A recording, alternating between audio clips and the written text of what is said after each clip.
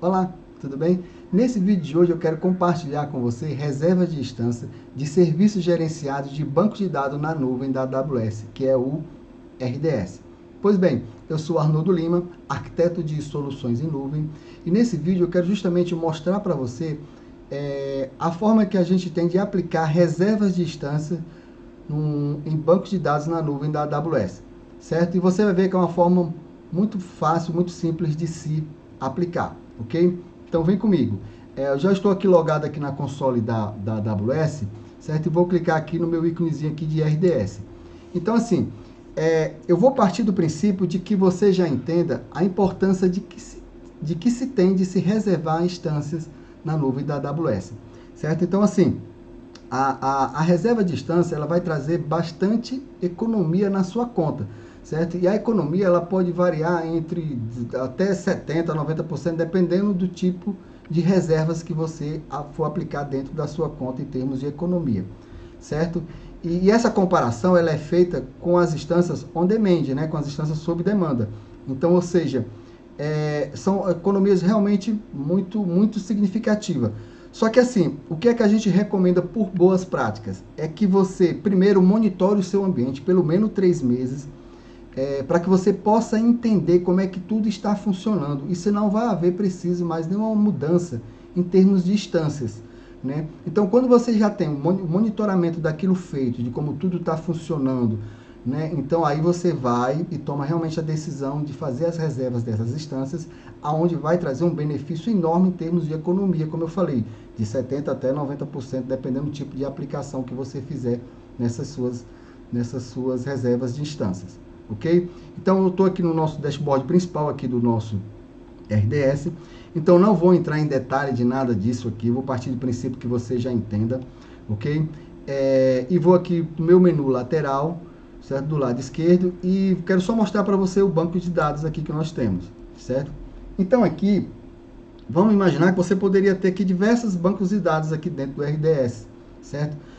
Então, para você aplicar a reserva de instância, você tem que primeiro saber qual é o motor do seu banco, qual é a família, né, o motor do seu banco, e de qual família ele pertence, ou seja, qual o tipo de instância daquele banco, certo? Então, no nosso exemplo aqui, ó, nós estamos usando aqui um SQL Server, certo? E a família de instância dele, ele é o quê? É o T3 Small, certo?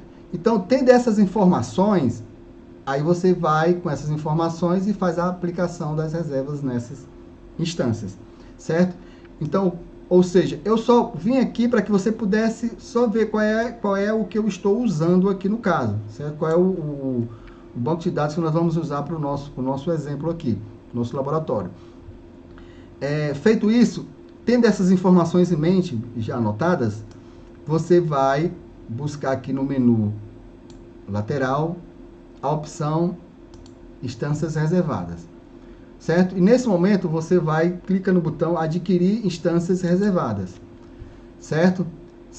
Tendo essas informações, como eu falei anteriormente, você vai aplicar ela agora dentro desse painel que nos vai ser exibido agora, certo? Com as informações básicas para que ele possa identificar quais as instâncias, certo? Que vai pertencer a essas reservas, certo? Então, a primeira coisa que ele pergunta, qual é o motor do seu banco, né? Qual é a descrição do produto, qual é o motor do seu banco? No nosso caso ali, é o SQL Server Express, que é esse meu último aqui, ó. Ok? Aqui tem vários os motores, que é justamente os que funcionam dentro do nosso RDS aqui na AWS, certo? Feito isso, ele pergunta a família, ó, qual o tamanho da instância. E é isso, então, por isso que você tem que entender todo o seu ambiente, saber como tudo funciona para poder aplicar. Porque se você tem 2 ou 3 instâncias lá e 2 você quer que aplique e outras não. Então, é aqui que você vai definir, certo? Então, vamos lá. No nosso caso é a T3 Small, ó, certo? Tendo selecionado aqui a T3 Small. E aqui ele pergunta a opção de implantação. Se é multi-AZ, se é single AZ. Então, eu não vou também entrar nesse detalhe, eu vou partir do princípio que você já entenda do que é isso. No nosso exemplo aqui, vamos usar aqui single AZ. E o período da vigência, porque a instância reservadas, você pode aplicar de 1 ano ou 3 anos. Não é de 1 a 3 anos, não. É de 1 ano, você aplica 1 ano ou 3 anos, certo? No nosso caso aqui, a nossa reserva vai ser de 1 ano, ó, por isso que eu digo de 1 ano ou 3 anos, beleza. Feito isso, ele pergunta como é que vai ser o pagamento. Você vai dar algo de entrada ou não vai dar algo de entrada, né? No nosso caso aqui, ó, não vou dar nada de entrada, certo? E aqui ele pergunta, ó,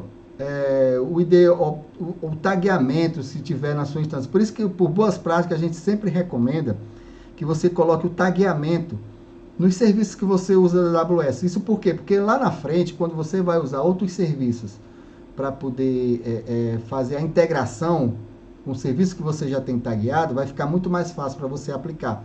Então, por exemplo, se eu tenho 3, 4 ou 10 bancos de dados ali, todos tagueados, aqui mesmo você já poderia colocar o nome da sua tagzinha, né? E ele aplicar essas reservas em cima daquelas instâncias que estão com aquela tag, certo? Então isso é muito bacana. No nosso caso aqui eu não vou usar esse exemplo aqui, né? Aí o próximo passo é o número de instâncias, que no caso seria uma, certo? E olha aqui a diferença de valor, que cai para 28 dólares de centavos a hora, né? Olha só o valor dessa instância aqui que eu quero mostrar para você, o tanto de diferença que cai quando a gente faz a reserva de 1 ano. Eu estou botando aqui de 1 ano, né? Certo?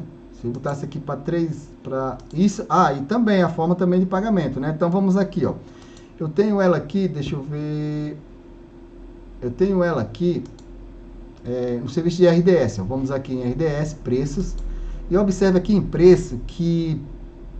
Se eu pegar essa instância, vamos supor que é RDS, ó, SQL Server, no serviço de preço, eu vou aqui, ó, e vou selecionar aqui a Single AZ, ó. Vamos só ver o valor dela normal, só para que você tenha uma ideia aqui. A diferença que tem, certo? Deixa eu buscar aqui, ó. No caso aqui é na Virgínia, porque essas instâncias lá que nós estamos fazendo, o exemplo dela é na Virgínia. Então, olha aqui, ó, o valor dela, ó, 44 dólares, né, on demand, né, sob demanda aqui no caso. E olha para quanto vai cair a nossa aqui, ó. Cadê? Para 28.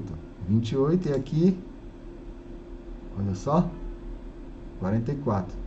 Entendeu? Por isso que é importante você monitorar o seu ambiente e tirar essas instâncias que estão sob demanda e aplicar reservas de instância nela. Olha o tanto que você vai economizar.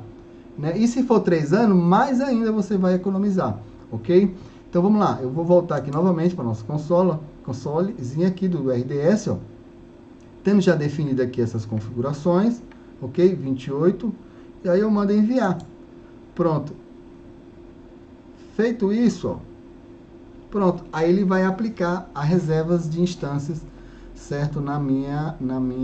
No meu banco de dados RDS. Então, ele vai detectar isso automaticamente. Então, não precisa você chegar ali e atachar uma instância, como se a gente estivesse atachando algum outro serviço, não. Ele tem a inteligência e consegue já identificar baseado nas informações que você passou para ele, no caso. Ok? Então, é isso. Certo? Essa é a forma que nós temos de aplicar essas reservas de instância. Vamos olhar aqui algumas observações, ó, como você viu, ó, a classe, certo? A forma, não vai ter nada de adiantado, ó, não tem multi-AZ e o tempo dela, ó, e a quantidade de instância. Ok? Simples assim. Beleza? Então é isso, certo? Eu queria justamente mostrar para vocês aqui na mão na massa, aqui realmente um caso real, certo? Da gente aplicando reservas de instância na nuvem da AWS, ok? Então é isso, certo? Se você gostou desse vídeo, se fez sentido para você, compartilhe, certo? E é isso aí. Tchau, tchau e até o próximo vídeo. E vem para cloud.com.br. Tchau, tchau.